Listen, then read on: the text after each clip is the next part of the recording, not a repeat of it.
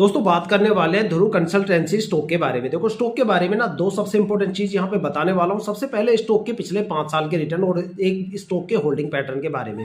देखो किसी भी स्टॉक के 5 साल के रिटर्न और अगर आप उसकी होल्डिंग पैटर्न के बारे में थोड़ा सा डीपली जान लेते हो तो समझ लो आपने उस स्टॉक का 80% एनालिसिस वहीं पे मात्र 3 मिनट की वीडियो में कर डाला। देखो जो मैं जिस स्टॉक में यहाँ पे इन्वेस्टमेंट करता हूँ वहां पे मैं प्रमोटर की होल्डिंग 50% तो कम से कम देखता ही देखता हूँ।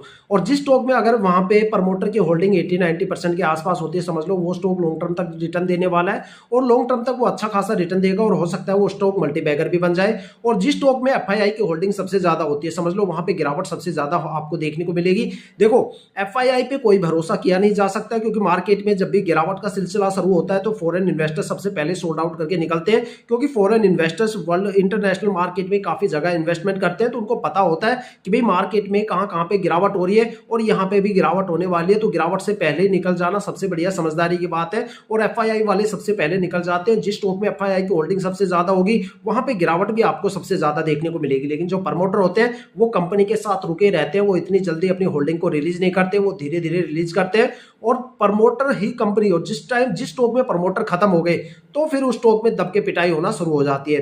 ठीक है, ऐसे काफी ज्यादा एग्जांपल है। मैंने रिसेंटली भी एक वीडियो बनाई थी डिलीवरी स्टॉक के अंदर, वहां पे प्रमोटर बिल्कुल भी नहीं है, वहां पे पब्लिक इन्वेस्टर्स भी नहीं है और वहां पे डीआईआई और एफआई वाले बुरी तरह से फंस गए, उनकी बढ़िया पिटाई हो रही है।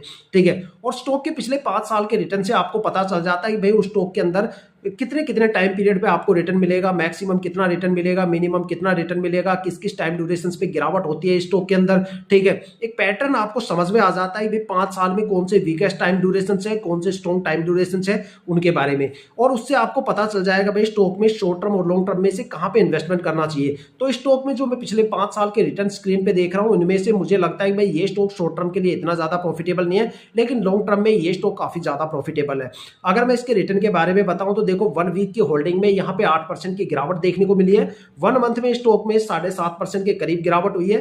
3 मंथ में स्टॉक में 9.5% के करीब गिरावट हुई है। 6 महीने में स्टॉक में 13.25% का रिटर्न देखने को मिला। 9 महीने में स्टॉक में 2.5% का रिटर्न देखने को मिला।